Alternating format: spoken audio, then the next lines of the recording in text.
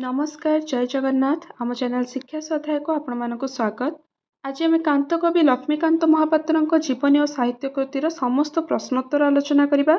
यह प्रश्नोत्तर रे क्षुद्र उत्तरमूलक वस्तुनिष्ठ प्रश्नोत्तर एवं दीर्घ उत्तरमूलक सहित समस्त सरलार्थ मध्य रहिबो। पिला माने जदि वीडियो भल लागुथाय ताले वीडियो को लाइक करिवो, चैनल सब्सक्राइब करिवो और सांग मानक सहित मध्य शेयर करिवो। तेणु आम प्रथमे वस्तुनिष्ठ प्रश्नोत्तर देखि नबा। संक्षिप्त प्रश्नोत्तर रे एक नंबर देछि निम्न शब्दगुड़िकर विपरीत अर्थबोधक शब्द लेख। रोचक, बुद्धिमान, प्रशंसा, आसक्त, छद्म, हसिबा। रोचकर विपरीत अरोचक, प्रशंसार निंदा, बुद्धिमान बुद्धिहीन, आसक्तर अनासक्त, छद्मर वास्तव बा प्रकृत, हसिबार कांदिबा। तापर 2 नंबर पिला माने संधि विच्छेद कर। दुरारोग्यर हेबो पिला माने दुह युक्त आरोग्य, पैतृकर पितृयुक्त इक, उत्तराधिकारी उत्तरयुक्त अधिकारी, सुधाकर सुधायुक्त आकर, अभिषेकोत्सव अभिषेक युक्त उत्सव, समालोचना समयुक्त आलोचना। 3 नंबर रे कांति लगाई आ 5 गोटी शब्द लेख। तेणु पिला माने एठी देख चंद्रकांति, सूर्यकांति, शिरीषकांति, तरुणकांति, निर्मल कांति।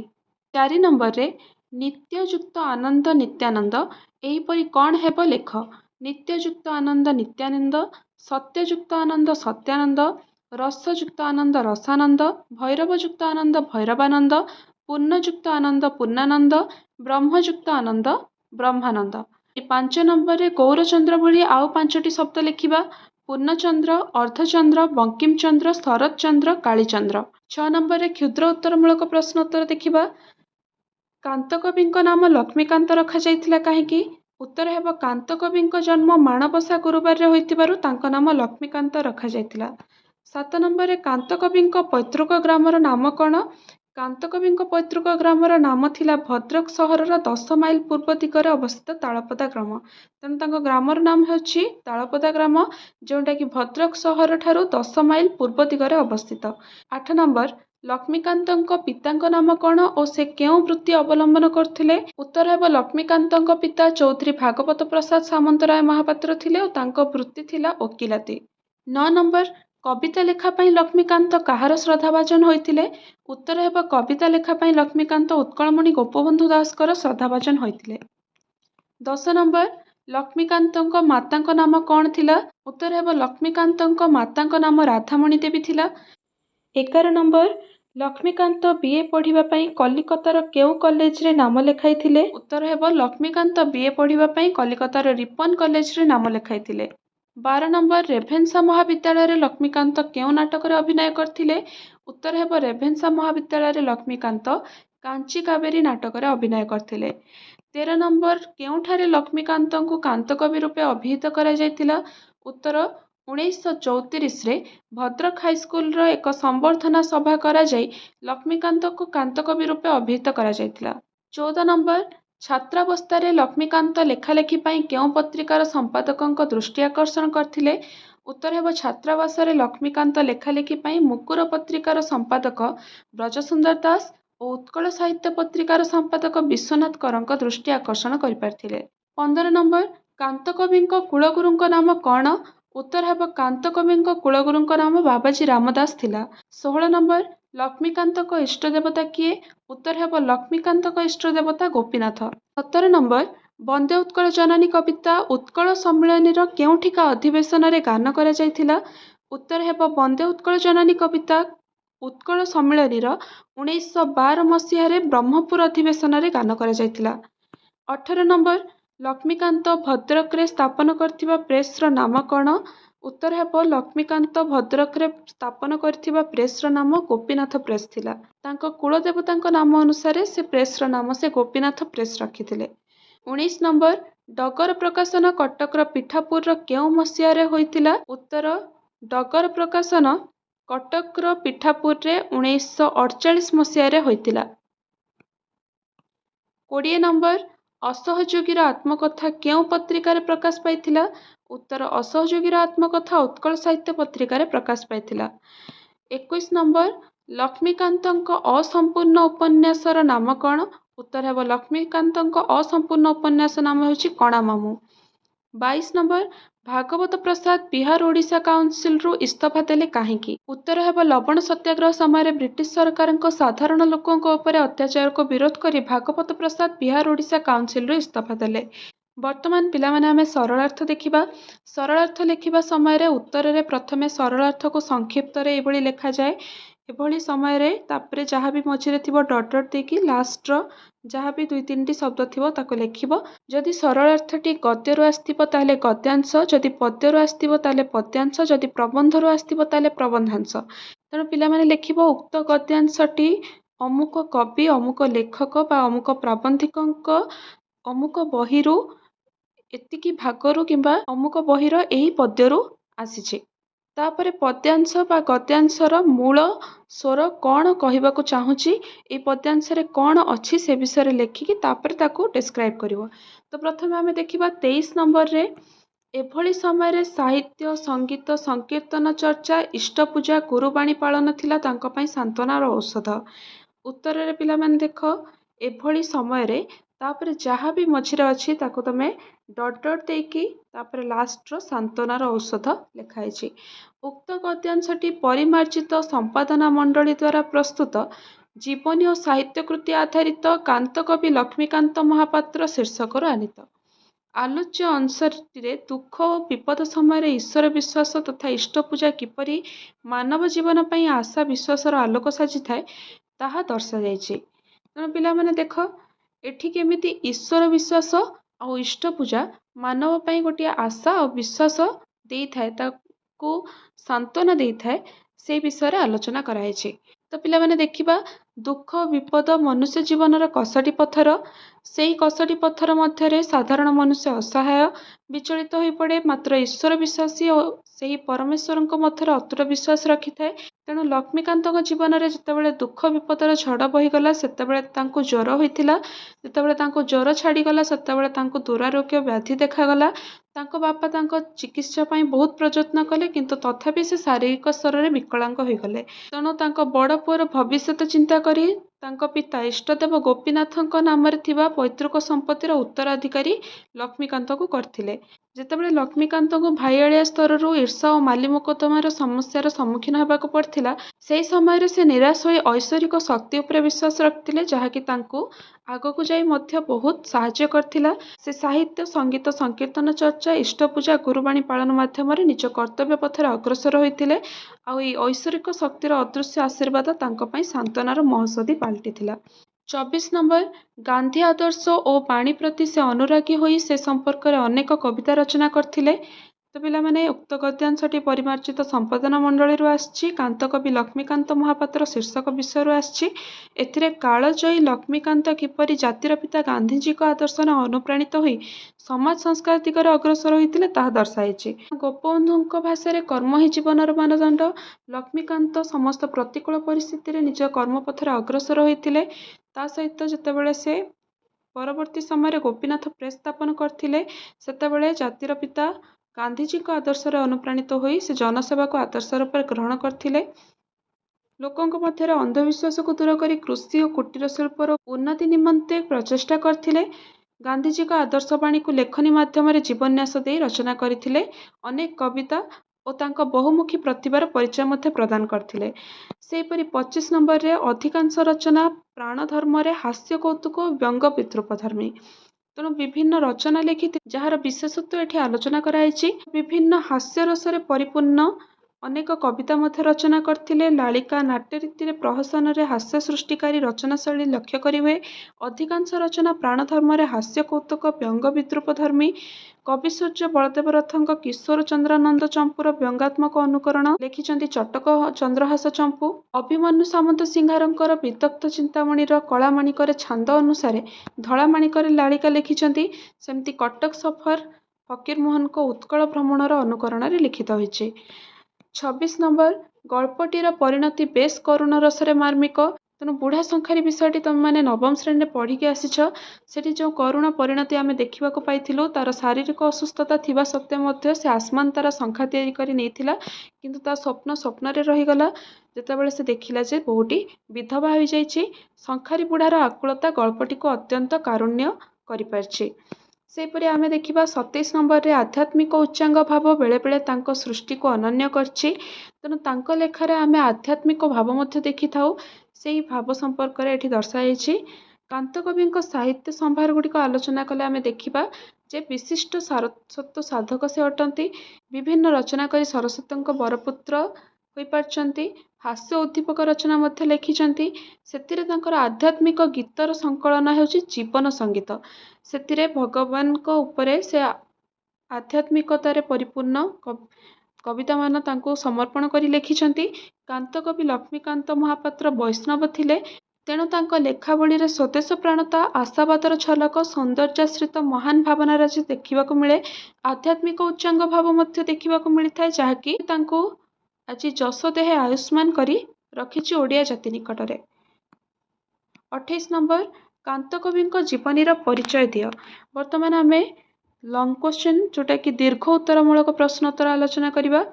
ତେଣୁ କାନ୍ତକବିଙ୍କ ଜୀବନର ପରିଚୟ ପିଲାମାନେ ତମେ ବହି ଯାହା ବି ଅଛି ବହିରେ ଲେଖା ଅଛି ସେଇଟା ତାଙ୍କ ଜୀବନୀ ଆଉ ସାହିତ୍ୟ କୃତି ଉପରେ ଅଛି। ତେଣୁ ଦୁଇ ଭାଗରେ ବିଭକ୍ତ ହେଉଛି, ଗୋଟେ ଭାଗ ହେଉଛି ଜୀବନୀ ଆଉ ଗୋଟେ ହେଉଛି ତାଙ୍କର ସାହିତ୍ୟ କୃତି। ଜୀବନୀ ଉପରେ ତମେ ଆଲୋଚନା କରିକି ଲେଖିବ। ଏଠି ପ୍ରଥମେ ଦେଖ, କିଛି ବି ଲଙ୍ଗ କ୍ୱେଶ୍ଚନ୍ ଲେଖିବା ବେଳକୁ ପ୍ରଥମେ ଯଦି କୋଟେସନ୍ ଦେଇକି ଲେଖୁଛ, କିଛି ଗୋଟେ ରିଲେଟେଡ୍ ସେଇ ପ୍ରଶ୍ନ ସହିତ ସମ୍ବନ୍ଧିତ ପଦ୍ୟ ଭାଗ ଲେଖୁଛ, ତାହେଲେ ସେଟା ପଢ଼ିବା ପାଇଁ ଆହୁରି ରୁଚିକର ହେଇଥାଏ। ମାନବ ଜୀବନ ନୁହେଁ କେବଳ ବର୍ଷ ମାସ ଦିନ ଦଣ୍ଡ, କର୍ମେ ଯିଏ ନର କର୍ମେ ଏକାତର ଜୀବନର ମାନଦଣ୍ଡ। ତେଣୁ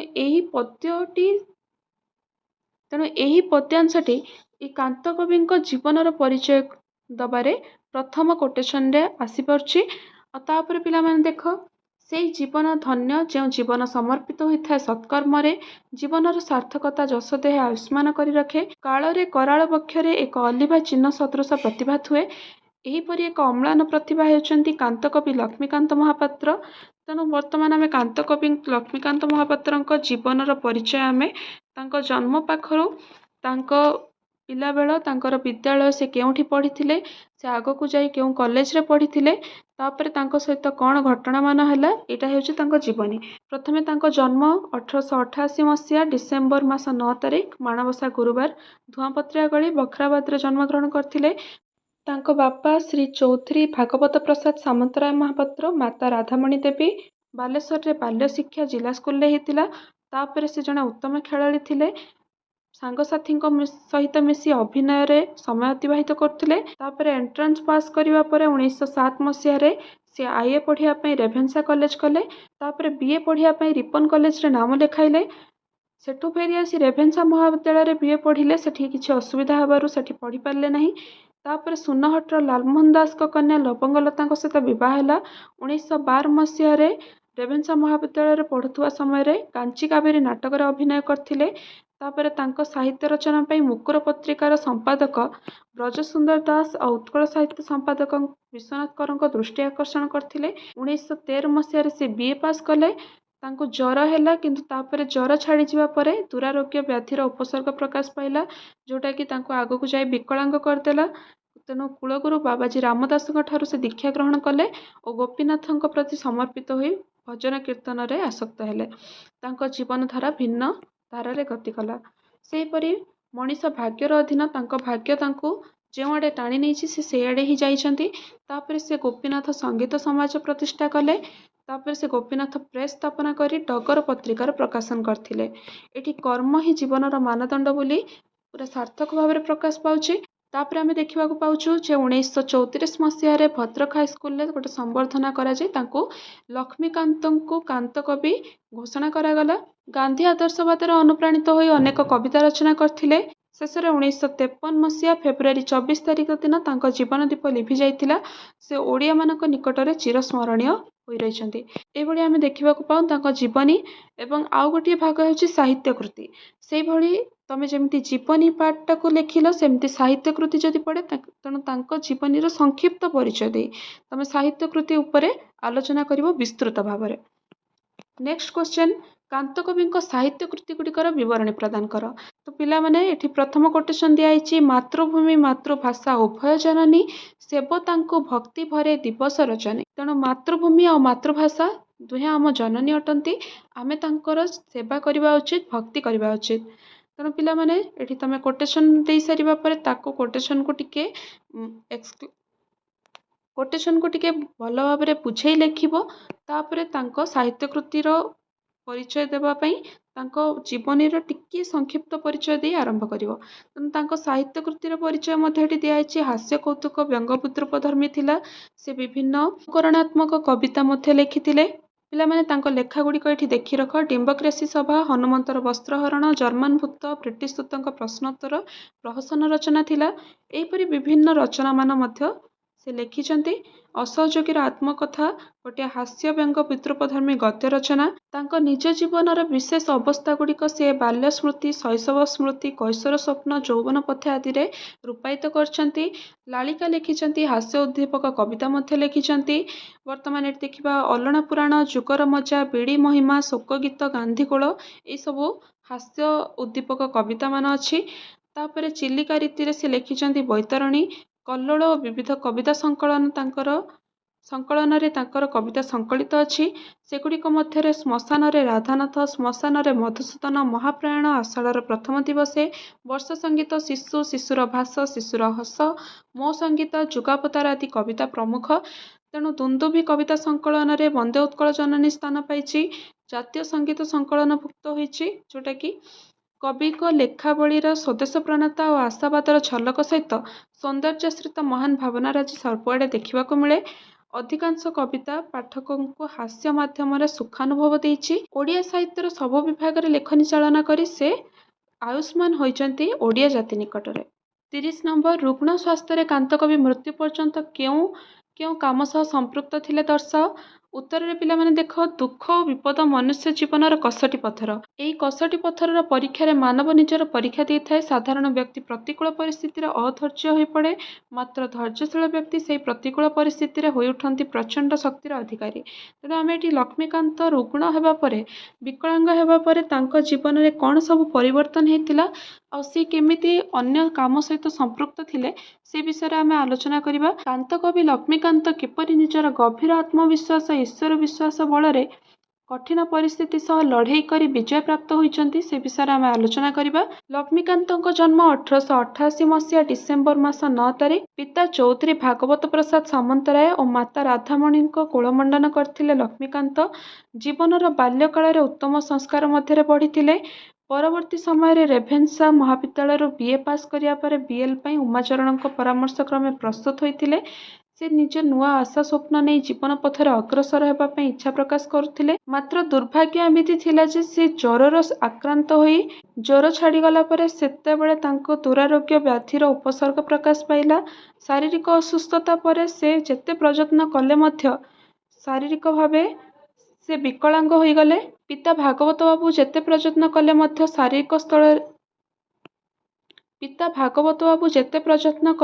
ଶାରୀରିକ ସ୍ତରରେ ସେ ବିକଳାଙ୍ଗ ହୋଇଗଲେ। କୁଳଗୁରୁ ବାବାଜୀ ରାମଦାସଙ୍କ ଠାରୁ ସେ ଦୀକ୍ଷା ଗ୍ରହଣ କଲେ। ତାଙ୍କ ପରାମର୍ଶ କ୍ରମେ କୁଳଦେବତା ଗୋପୀନାଥଙ୍କ ପ୍ରତି ସମର୍ପିତ ହେବା ପୂର୍ବକ କୀର୍ତ୍ତନ ଭଜନ ପ୍ରତି ଆସକ୍ତ ହେଲେ। ତାଙ୍କ ଜୀବନଧାରା ଭିନ୍ନ ପ୍ରକାରେ ଗତି କଲା। ଏବେ ରୁଗ୍ଣ ସ୍ୱାସ୍ଥ୍ୟ କାନ୍ତକବିଙ୍କ ଜୀବନର ପଥକୁ ପ୍ରଭାବିତ କରିପାରିନଥିଲା। ସେ ସଂକୀର୍ତ୍ତନ ଚର୍ଚ୍ଚା, ଇଷ୍ଟପୂଜା, ସାହିତ୍ୟ ସଙ୍ଗୀତ, ଗୁରୁବାଣୀ ପାଳନ କରିଥିଲେ ଏବଂ ଏହା ଥିଲା ତାଙ୍କ ପାଇଁ ସାନ୍ତ୍ୱନାର ଔଷଧି। 1912 ମସିହାରେ ସେ ଗୋପୀନାଥ ସଙ୍ଗୀତ ସମାଜ ପ୍ରତିଷ୍ଠା କରିଥିଲେ। ତାପରେ ସେ ଗୋପୀନାଥ ସଙ୍ଗୀତ ସମାଜ ଭାଙ୍ଗିଯିବା ପରେ 1929 ମସିହାରେ ଗୋପୀନାଥ ପ୍ରେସ୍ ସ୍ଥାପନା କରିଥିଲେ। ଏହି ପ୍ରେସ୍ରୁ ସେ ଡଗର ପତ୍ରିକାର ସମ୍ପାଦନ କରିଥିଲେ। ଡଗର ପତ୍ରିକାର ସମ୍ପାଦନ କଟକର ପିଠାପୁରରୁ ହୋଇଥିଲା। ଏହି ସମୟରେ ଭଦ୍ରକ, ତାଳପଦା, କଟକଠାରେ ବିଭିନ୍ନ ସମୟରେ ଅବସ୍ଥାନ କରି ସେ ସାହିତ୍ୟ ରଚନା କରିଥିଲେ ଓ ଗାଁ ଲୋକଙ୍କ ଦୁଃଖ ଦୁର୍ଦ୍ଦଶା ମଧ୍ୟ ବୁଝିଥିଲେ। ଅନ୍ଧବିଶ୍ୱାସ ଦୂର କରି କୁଟୀର ଶିଳ୍ପ ଓ କୃଷିର ଉନ୍ନତି ପାଇଁ ଉତ୍ସାହିତ କରିଥିଲେ। ଗାନ୍ଧୀଙ୍କ ଆଦର୍ଶରେ ମଧ୍ୟ ଅନୁପ୍ରାଣିତ ହୋଇଥିଲେ।